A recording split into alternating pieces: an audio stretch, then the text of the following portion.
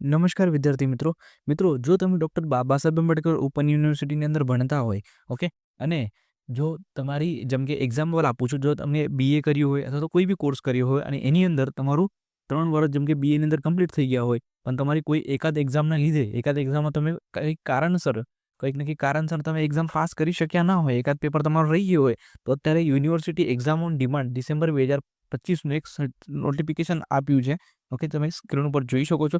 December 2025 exam on demand એની એક notification આવેલું છે પોર્ટલ પર.